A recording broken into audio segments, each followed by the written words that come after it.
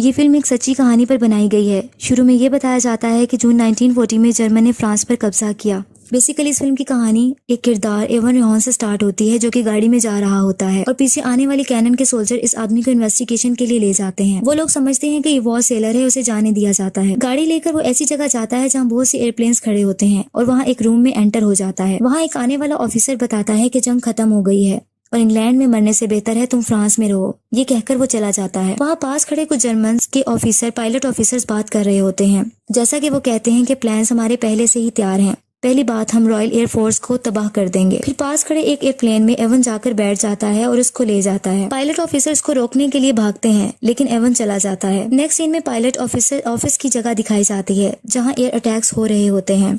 इस तरह ये स्क्वाड्रन 3 और 3 के पॉलिश पायलट्स होते हैं जो कि रॉयल एयरफोर्स को ज्वाइन करते हैं और इस तरह फॉरेन स्काइज के लिए जंग लड़ रहे होते हैं। एवन के पहुंचने पर इसके साथी इसको बताते हैं कि हमने जंग को जारी रखा जब तक तुम वहां रहे। एवन कहता है कि तुम इनको मेरे बगैर खत्म नहीं कर सकते और मुस्कुराने लगता है। नेक्स्ट सीन में पायलट ऑफिसर चीफ मार्शल को बताता है कि हम बॉम्बर्स नहीं हैं बल्कि फाइटर पायलट्स हैं।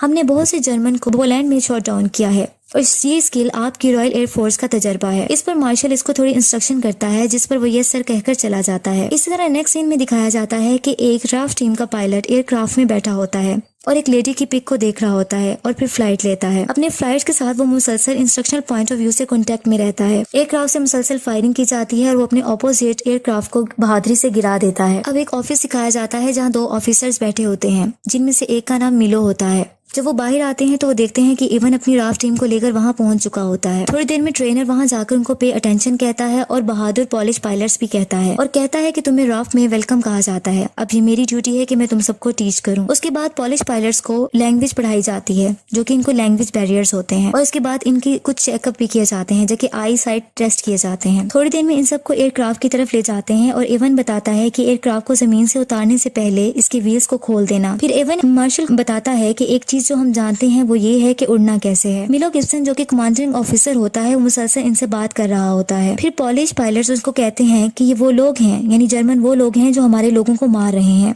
और हम कुछ नहीं कर रहे हैं। और वो आवाज लगाता है जैसे कि मेरी बीवी और एक छोटी लड़की। मिलो इनकी बातें सुनकर बहुत गुस्से में आ जाता है और कहता है कि मैं जानता हूँ कि तुम अच्छे तरीके से फ्लाइट ले सकते हो, लेकिन तुम्हारे अंदर दूसरे एट्रीब्यूट्स भी अहम हैं जो कि लाजमी होने चाहिए, जैसे कि यूनिटी और डिसिप्लिन। सिर्फ इन्हीं तरीकों से एक जेंटलमैन हम जीत सकते हैं। ये कहकर मिलो ऑफिस में चला जाता है और अंदर जाने के बाद अपने बड़े ऑफिसर को बताता है कि इनके कुछ इश्यूज आ रहे हैं, जैसे कि एरोगेंस, इररिस्पॉन्सिबिलिटी, डिसिप्लिन इश्यूज आ रहे हैं। इस पर वो ऑफिसर कहता है कि तुम कमांडर हो, जिसको तुम्हें मैंने हर रिस्पॉन्सिबिलिटी दे दी है, इसलिए तमाम ऑपरेशन में तुम पर छोड़ रहा हूँ और मैं तुम पर रिलाई करता हूँ और तुम रिस्पॉन्सिबल होगे। मिलो बाहर आता है और वो आकर इवन से पूछता है कि कोई प्रॉब्लम तो नहीं है। उस पर इवन बताता है कि वही मसले हैं, जैसे स्पीड और वर्किंग इन रिवर्स। वो सब देखते हैं कि एयरक्राफ्ट बुरे तरीके से लैंड होता है और वो भागते हुए एयरक्राफ्ट की तरफ जाते हैं। वो देखते हैं कि एयरक्राफ्ट मिट्टी से भर जाता है, जबकि इसमें से निकलने वाला पायलट कहता है कि ये सब व्हील्स की वजह से हुआ। एक्चुअली यहाँ ये दिखता है कि ये सब एयर वार जर्मन्स के अगेंस्ट प्रैक्टिस कर रहे होते हैं, जो कि इन्होंने वहाँ वार करनी होती है। जबकि दूसरी तरफ जर्मन्स को दिखाया जाता है जो कि पायलट ऑफिसर्स होते हैं और वो ये कहते हैं कि रॉयल एयरफोर्स की लास्ट 2 वीक से अपनी ताकत खो रही है और हम इस एयरफील्ड्स में उतर रहे हैं जहाँ अभी हम बॉम्ब गिरा रहे हैं और वो अपने आप को विक्टर्स कहते हैं। इस तरह वो हवा में उड़ने वाले एयरक्राफ्ट्स को देखते रहते हैं। जबकि दूसरी तरफ दिखाया जाता है कि मिलो अपने पॉलिश पायलट्स को इंस्ट्रक्शंस दे रहा होता है और इसी तरह जो लेडीज पायलट्स हैं वो लोकेशन को आइडेंटिफाई कर रही होती हैं। हवा में एयरक्राफ्ट्स के थ्रू जर्मन से जंग होती है। मिलो गिब्सन जल्दी से बैक होम की कमांड करता है, ये कहकर के ये एक ऑर्डर है। जर्मन के कुछ जहाजों को गिरा दिया जाता है। अब पॉलिश फाइटर्स लैंड करते हैं और देखते हैं कुछ पायलट्स की डेथ हो गई है, जो कि जर्मन्स होते हैं। इवन जब लैंड करता है तो वो एक कपड़ा लेकर उन जर्मन्स की डेड बॉडीज पर डाल देता है, ये कहकर के ये हम भी हो सकते थे। लेकिन दूसरा पायलट कहता है कि ये भी तुम्हारे साथ ऐसा ही करेंगे जैसा तुम इनके साथ अच्छा कर रहे हो। इस पर वो आइवन को कहता है कि तुम हाफ स्विस हो, जिसकी वजह से तुम्हारे अंदर जर्मन्स के लिए हमदर्दी है। और इस तरह वो ये कहता है कि हम यहाँ जर्मन्स को मारने आए हैं, ना कि इनके लिए दुआ करने। ये कहकर वो चला जाता है। अब मिलो एक दोबारा मीटिंग अरेंज करता है और सबको बताता है कि हम अपनी दुश्मन को शूट करने जा रहे हैं और तुम सबको स्ट्रिक्टली सब चीजों को फॉलो करना है। इस पर बड़ा ऑफिसर एक मैसेज पढ़कर सुनाता है और वो कहता है कंग्रेचुलेशंस 303 स्क्वाड्रंस।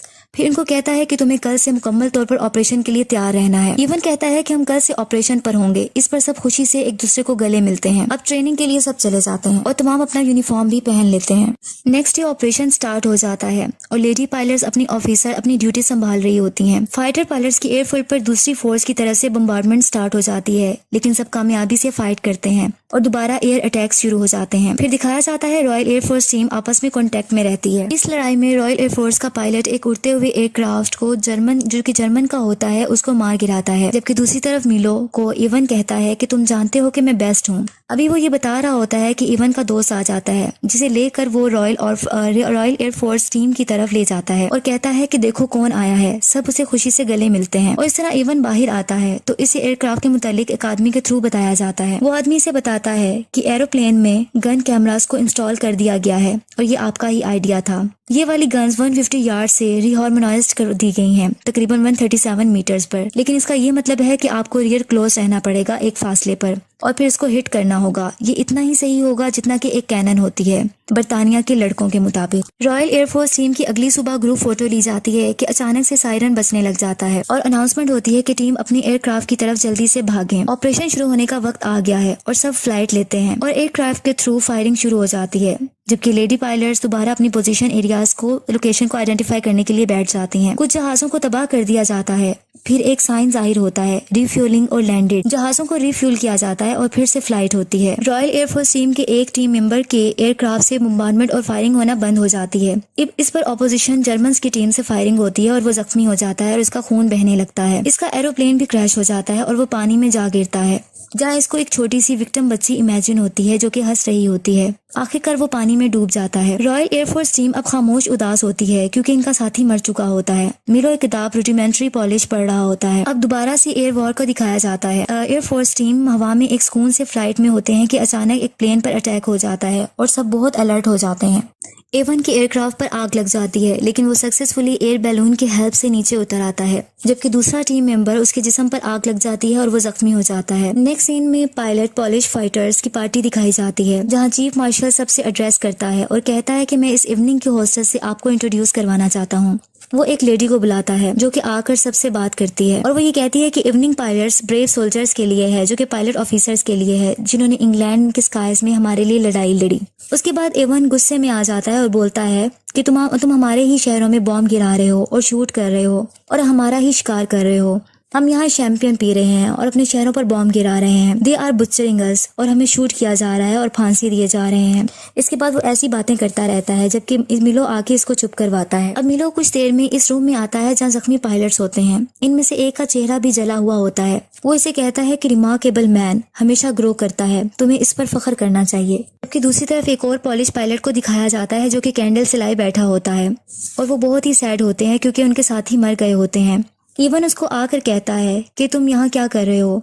तो फिर वो मैंने एयरक्राफ्ट में उन्हीं लोगों को देखना शुरू कर दिया था, वो तुम्हारी और मेरी तरह लोग थे। इस पर इवन कहता है कि इन प्लेन्स में लोग नहीं थे, लेकिन सिर्फ जर्मन्स थे, वो जर्मन्स जिन्होंने हमारे साथ बुरा किया था। मेरी बात सुनो, तुम्हें इन चीजों से गुजरना है। तुम अभी भी जिंदा हो, तुम सांस ले रहे हो एक जंग में, ये सबसे अहम चीज है। वो एक्चुअली इवन उसकी हौसला अफजाई उसको इनकरेज करता है। अब मिलो सब पायलट के साथ मीटिंग करता है और सब फ्लाइट ऑपरेशन पर चले जाते हैं। दूसरी एयर वॉर दोबारा शुरू हो जाती है और बहुत से जहाजों को तबाह कर दिया जाता है। अब एक रॉयल एयरफोर्स टीम के पायलट को कुछ मेमोरी जहन में आती है, जैसा कि एक बूढ़े आदमी को फायरिंग से मार दिया जाता है। अभी वो ये सोच रहा होता है कि इस पर फायरिंग हो जाती है। दूसरी तरफ एवन बहुत परेशान हो जाता है क्योंकि ये सब देख रहा होता है और गुस्से में आकर ऑपोजिशन जर्मन्स के जहाज को गिरा देता है। जर्मन्स के साथ फाइट मुसलसल होती रहती है। अब पॉलिश पायलट्स के 2 बचे हुए एयरक्राफ्ट नजर आते हैं, जिसमें से एक का इंजन रुकने से वो क्रैश हो जाता है। अब सिर्फ एवन होता है। एवन पर फायरिंग शुरू हो जाती है। अब सिर्फ एवन बचता है जो कि ओनली सर्वाइवर होता है। पायलट लेडीज देखती हैं कि ऑपरेशन की क्या सिचुएशन है और इनकी आंखों में आंसू आ जाते हैं। अब एवन अपने एयरक्राफ्ट में जो कि जमीन पर गिरा होता है बहुत जख्मी हालत में जिंदा निकलता है और पास खड़े एक एयरक्राफ्ट की तरफ जाता है और देखता है कि इसके पार्टनर की डेथ हो गई है। वो शदीद गुस्से और गम में होता है। इस तरह स्क्वाड्रन लीडर बाकी फाइटर पायलट से कहता है ये बहुत एक्सेप्शनल वर्क था और बहुत ज्यादा हम फख्र महसूस करते हैं, लेकिन जो इन्होंने काम किया और जारी रखा ये अजीम शुक्रगुजारी के मुस्तहिक हैं। ये कहकर वो ऑफिसर्स चले जाते हैं। नेक्स्ट सीन में 1946 का टाइम दिखाया जाता है जो कि लंदन इंग्लैंड में दिखाया जाता है।